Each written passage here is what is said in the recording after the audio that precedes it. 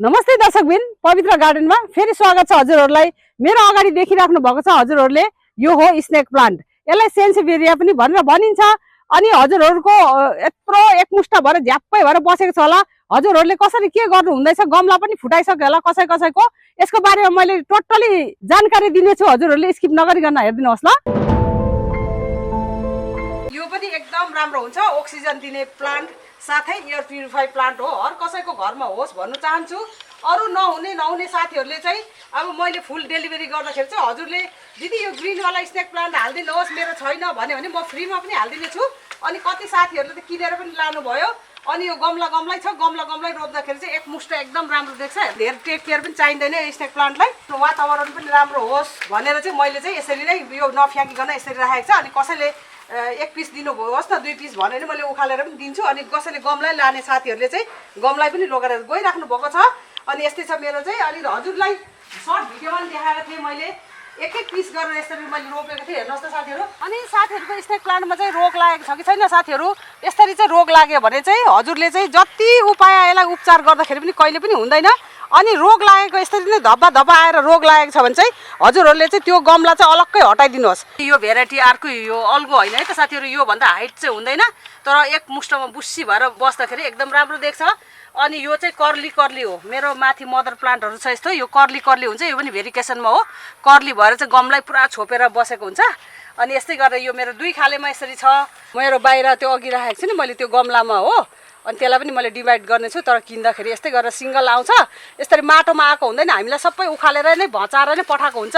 3-4 दिन 1 हप्तामा रोप्दाखेरि नि यो स्नेक प्लान्टको भेराइटी मर्दैन। अनि हेर्नुहोस् न, यो पनि स्नेक प्लान्टको भेराइटीमा आउँछ। यो के भन्छ, गैडाको सिङ जस्तो यस्तो बाक्लो हुन्छ। यो पनि सबै बिक्रीमा छ। हेर्नुहोस् त, यो ल्याउँदाखेरि एउटा पत्ता मात्रै थियो, कस्तो महँगो के यो चाहिँ। पहिलाको वर्षमा यो यति जन्मायो, यो भयो। अनि अहिले यो सालमा चाहिँ यो जन्माएको छ। हेर्नुहोस् न, यसलाई पनि डिभाइड गर्ने बेला भएछ। हजुरहरूको पनि एकमुष्ट भएर गुजुमुच्चै भएर बसेको छ भने कि गमला फुटाउँछ कि दुलो पार्छ। अनि यस्तो एकमुष्ट धेरै नै, यो त अब कम्ती नै भनौँ न। अनि हजुरको धेरै भएको छ भने डिभाइड गर्नु सक्नुहुन्छ। अनि यो पनि स्नेक प्लान्टकै भेराइटीमा आउँछ। अस्ति मैले बजारमा बेच्नु लाँदाखेरि तर्सेर मेरो कस्टमरहरू अबै भन्दै फट्टै हेर्दाखेरि त स्नेक जस्तै लाग्यो अरे नि त नि। यसलाई चाहिँ क्रिप्डेन्थस भनेर भनिन्छ। सेतो फुल चाहिँ एकदम राम्रो हुन्छ। अनि यो चाहिँ अब साउथतिर चाहिँ एकदम वास्तु अनुसार सबैको घरमै रोपेको हुन्छ अरे। अनि धेरै टेक केयर पनि पर्दैन पनि। अनि अहिले चाहिँ हजुरको चाहिँ अब यस्तो छ भने चाहिँ मैले पोहोर पनि देखाएको थिएँ। यही गमला हो, यही प्लान्ट हो। रोप्दाखेरि एउटा रोपेको थिएँ, त्यसको बदलीमा एक मुष्ट यसरी दिएको छ। अनि कति साथीहरूले त उकुस मुकुस गरेर नि राख्नुहुन्छ। अनि पछि गमला फुटेपछि मात्रै थाहा हुन्छ साथीहरूलाई। अनि त्यही भएर चाहिँ मैले चाहिँ यसलाई आज डिभाइड गर्नु चाहेँ। अनि यसलाई डिभाइड गर्दाखेरि चाहिँ कस्तो चाहिँ डिभाइड गर्नुपर्छ, कस्तो गर्नु हुँदैन भनेर मैले हजुरलाई जानकारी दिनेछु। अनि हेर्नुहोस्, यो चाहिँ मैले 10 इन्चीको गमलामा रोपेको छु। अब यस्तो बलियो छ, हेर्नुहोस् न। हेर्नुहोस् है। अनि हजुरले चाहिँ अब जस्तो कि यो माथिबाट चाहिँ अब मल दिनुहुन्छ, लिक्विड मल दिनुहुन्छ, माथिबाट सलिड मल पनि थप्नुहुन्छ होइन। तर यो तल चाहिँ गएको हुँदैन के, तल चाहिँ यस्तो भएर हेर्नुहोस् त, यो सबै यो मल सकिसकेको छ। त्यही भएर चाहिँ सालमा एक खेप चाहिँ हामीले रिपोर्टिङ गर्नु एकदम जरुरी छ, हाम्रो बोट बिरुवालाई हेल्दी राख्नुको लागि चाहिँ, त एकदम तन्दुरुस्त राख्नुको लागि चाहिँ। अनि यो कस्तो चाहिँ छुटाउनु भन्दाखेरि चाहिँ यो अब यो मसिनो छ नि, यो मसिनो आएको यो टुसा लागेको छ, यो छुटाउनु मिल्दैन। अनि यहाँ पनि टुसा लागिरहेको छ, यो छुटाउनु मिल्दैन। अनि यसरी ठुल्ठुलो भएको चाहिँ यसरी छुटाउनु मिल्छ है त। छुटाउँदाखेरि चाहिँ अब हजुरले चाहिँ यो जरा भएको छ नि, जरा भएकोसँगै यसरी नै सट्टै कटिङ गरिदिनु मिल्छ है त। यसरी नै हजुरले चक्कुले गर्नुहोस् अथवा ब्लेडले गर्नुहोस्, नै त यो सिजरले गर्नुहोस् यस्तो गरेर। अनि यो काटेको भागमा चाहिँ फन्जिसाइड लगाइदिनुपर्छ, नै त भने यो कुने खतरा हुन्छ। यसरी हेर्नुहोस् त यसै गरेर मैले छुटाएँ। अनि यो पनि यो साइजको पनि हजुरले डिभाइड गर्नु सक्नुहुन्छ है त। हेर्नुहोस् त कसरी गएको छ, यो गएको भयो। यसलाई पनि मैले यस्तो गरेर छुटाउनु चाहेँ। यो जरा चाहिँ हुनु एकदम जरुरी छ है साथीहरू। हेर्नुहोस् त कस्तो हेल्दी, कस्तो राम्रो छ नि। वाउ, यो त मिस्टेकली काटेछ, हेर्नु नि। अब मर्छ यो त, सरेर सार्दा पनि जरा छ भयो नि, मर्छ के। अनि 2टा 3टा 4टा अनि 5वटा हेर्नुहोस्। यो यस्तो बच्चा छ भने सँगै राखिदिनुहोस् है त। यो अब सारेर जरा त छ भयो पनि सार्छु भनेर नगर्नुहोस्। मैले चाहिँ पहिला ट्राई गरेको, मेरो मर्यो क्या, त्यही भएर मैले यो माउसित यो बच्चा जोडेको छ, सानो छ नि त। यो यत्तिकै राखिदिनेछु। अनि यो पनि यो त सलिड राम्रो छ नि त नि। अनि हेर्नुहोस् यो पनि यसको पनि मैले यहाँनिर अब अरू यस्तो ठुल्ठुलो बोट काटिदिएँ। अनि यो बच्चा भएर अनि यसलाई चाहिँ मैले चुडाउनु चाहिनँ। अनि यो चाहिँ डल्लै मैले गमलामा रोपिदिने छु। अनि यसबाटै फेरि पनि बच्चा आउँछ। अनि अर्को पनि देखाउने छु। अनि यो पनि हेर्नुहोस्, यो चाहिँ के रहेछ यसको कन्डिसन हेरौँ। भा खोम्ले किरा पनि पर्नु सक्छ है त। हामीले चिया रङ दिएको हुन्छौँ, मलहरू पनि थपेको हुन्छौँ, माथिबाट हेर्दा चाहिँ राम्रै हुन्छ, तर तल चाहिँ खानेकुरा यिनीहरूलाई पुगेको हुन्न है त। यस्तै छैन नि हौ। मल हेर्नुहोस् त, यसमा पनि पुरा सकिसकेको छ। माथि मात्रै मल हुन्छ, तल चाहिँ खत्तम हुन्छ। हेर्दा त कालो देख्नु भएको छ होला नि, तर यसमा केही पनि छैन यिनीहरूलाई खानेकुरो। अनि त्यही भएर अहिले मैले खानेकुरो दिइवरी मैले यसलाई रिपोर्टिङ गर्नेछु। जस्तै कस्तो दामी छ नि साथीहरू यो।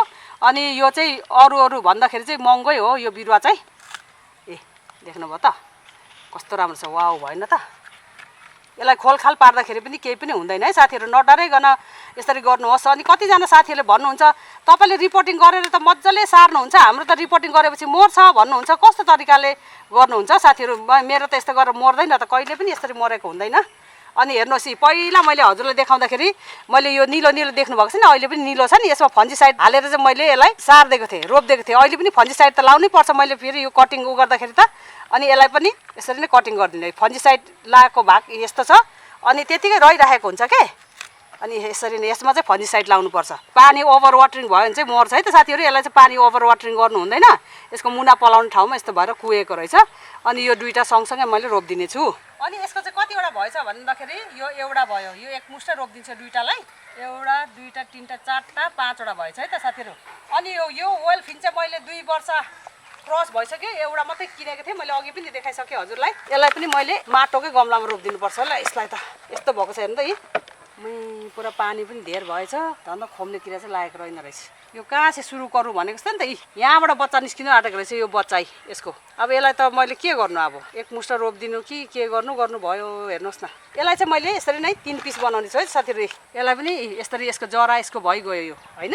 किन्दाखेरि मैले यो मात्रै किनेको, एउटा मात्रै, एउटाको बदलीमा 1 वर्ष यति आयो। अनि अर्को यो सालमा यो आएको छ है त। अनि एउटाको बदलीमा मैले 2टा एक्स्ट्रा पाएँ है त साथीहरू। यसलाई पनि फन्जिसाइड लाएर मजाले रोप्नुपर्छ। अनि अब मैले सोइल मिक्स देखाउने छु हजुरहरूलाई, यिनीहरूलाई के दिनुपर्छ भनेर। अनि साथीहरू यो चाहिँ मेरो पुरानै गमलाको माटो हो। अनि हजुरले अब रिपोर्टिङ गर्दाखेरि चाहिँ अहिले चाहिँ हजुरले देखा पर्ने कुरा चाहिँ के हो भने खोम्ले किराको अन्डा हुन्छ। त्यो अन्डा मसिनो अन्डा पऱ्यो कि परेन र छ कि छैन भनेर चाहिँ यसरी केलाउने हेर्ने बेला भयो है त। अनि भरिसक्यो हजुरले अर्कै माटो युज गर्नुहुन्छ भने यो माटो चाहिँ सुकाएर एक घाम सुकाएर चाहिँ युज गर्नु सक्नुहुन्छ। अनि खोम्ले किरा चाहिँ अहिले चाहिँ देखा पर्दैन। हजुरले असार 15देखि उता चाहिँ हजुरले खोम्ले किराहरूको मसिनो खोम्ले किरा देख्नु सक्नुहुन्छ। अहिले चाहिँ अन्डाहरू देख्नु सक्नुहुन्छ है त। मैले चाहिँ यसमा चाहिँ अलिकति नयाँ माटो मिसाउनु चाहेँ, किनभने यो पुरानो माटोमा अलिकति नयाँ माटो दिनु एकदम जरुरी छ। मेरो चाहिँ यसमा यो कम्पोस्ट मल र बलौटे माटो मिक्सअप गरेको यो मेरो मल मैले मिसाएर राखेको हुन्छ नि त, यही मैले यसमा मिक्सअप गर्नु चाहेँ। बलौटे माटो छैन भने हजुरले बलुवा चालेर चाहिँ मिसाउनु एकदम जरुरी छ है त। अनि मजाले वेल्डेन हुनु एकदम जरुरी छ यो बिरुवालाई। अनि त्यसै गरी मैले के हाल्छु भने यो कम्पोस्ट मल चाहिँ यसरी नै युज गर्नु चाहेँ। अनि हजुरहरूले कहीँनिर लुकाएर राख्नु भएको छ भने पुरानो गाईको गोबर पनि युज गर्न सक्नुहुन्छ। जरालाई सपोर्ट साथ दिनुको लागि त यो क्याल्सियम बोनबिल हो है त साथीहरू। यो निम खल्ली अनि यो हाल्यो भने चाहिँ किराहरू लाग्दैन, अनि पत्ता साइनिङ गर्छ, अरू फुलहरू पनि साइनिङ दिन्छ है त। अनि यो निम खली हाल्नु एकदम जरुरी छ।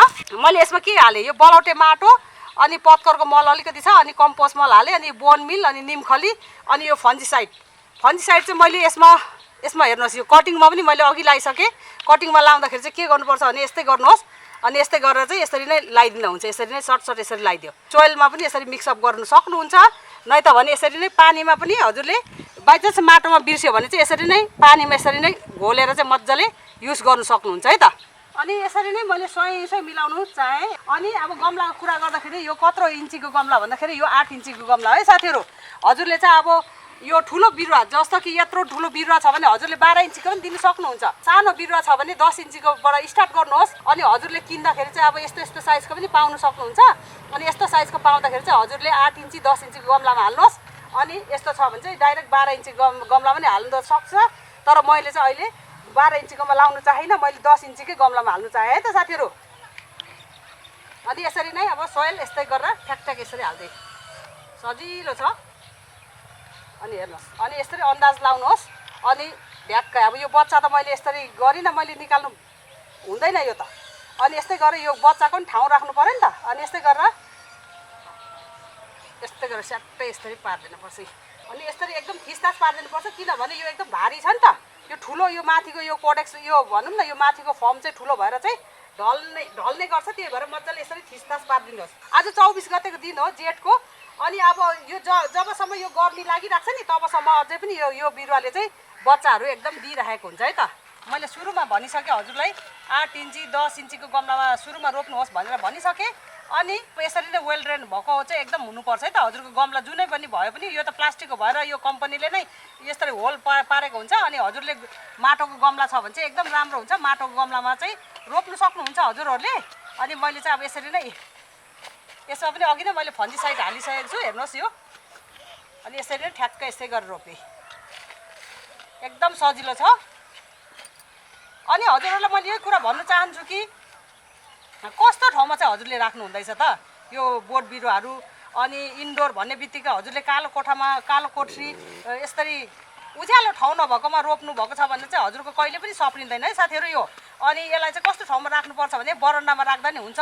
अनि एक समय बरन्डामा रोप्यो भने नि राख्यो भने नि एक समयको घाम चाहिँ एकदम लागेर अब 1 घन्टा 1.5 घन्टाको 2 घन्टाको घाम चाहिँ एकखेप लागेर चाहिँ सट्टै तरेर गयो भने चाहिँ एकदम राम्रो हुन्छ।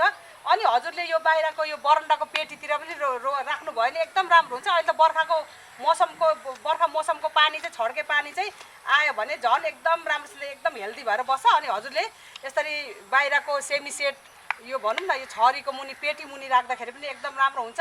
अनि हजुरले सिटिङ रुमतिर राख्नुभयो भने एकदम उज्यालो ठाउँ चाहिँ हुनुपर्छ है त साथीहरू।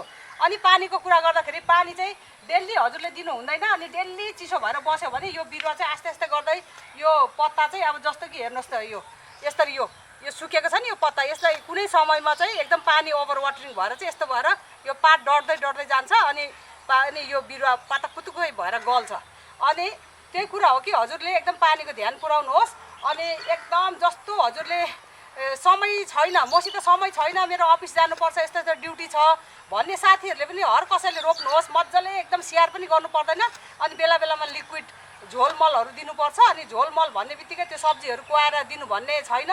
हजुरले अब कम्पोस्ट मल चाहिँ किनेर ल्याएर चाहिँ अथवा पुरानो गाईको गोबरको मल चाहिँ हजुरले एक रात चाहिँ भिजाएर चाहिँ अनि भोलिपल्ट त्यसको झोल मलहरू दिँदाखेरि एकदम राम्रो हुन्छ। अनि बेला बेलामा यो पत्ताहरूलाई चाहिँ यसरी पुस्दियो भने चाहिँ एकदम राम्रो साइनिङ भएर बसेको हुन्छ है त।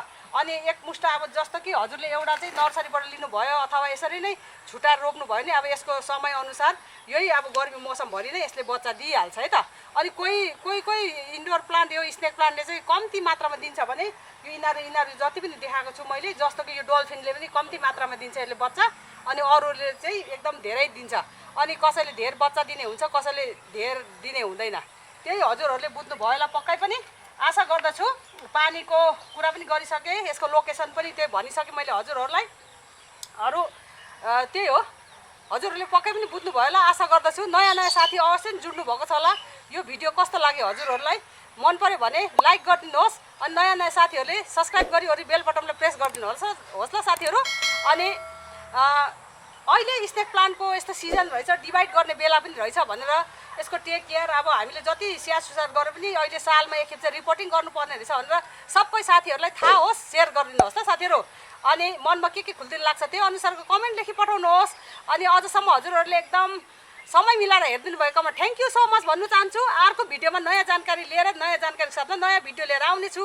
अहिलेको लागि तपाईँको दिदी एकमुष्ट सबैजनालाई नमस्कार, bye bye, see you soon next video.